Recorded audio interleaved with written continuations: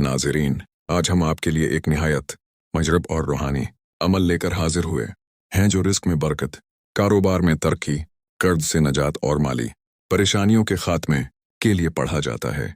ये अमल अल्लाह पाक के मुबारक नाम या गनी का वजीफ़ा है। अल्लाह पाक के सिफाती नामों में या गनी एक अजीम नाम है।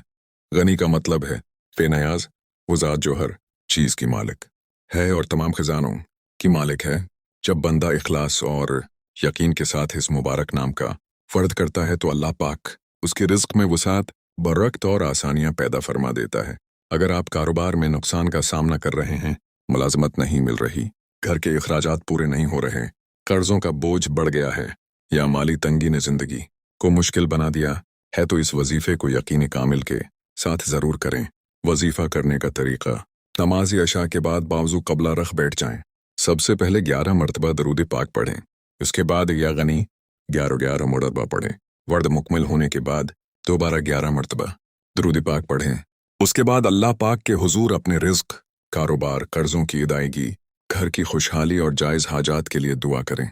इंशाअल्लाह चंद ही दिनों में अल्लाह पाक अपनी रहमत से आसानी के दरवाजे खोल देगा।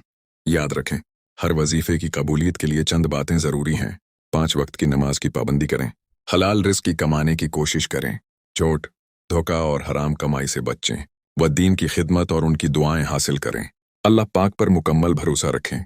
नाज़रीन, रिज़्क़ सिर्फ पैसे का नाम नहीं बल्कि सेहत, सुकून, औलाद की नेकी, इज़्ज़त और घर की खुशहाली भी रिज़्क़ में शामिल हैं।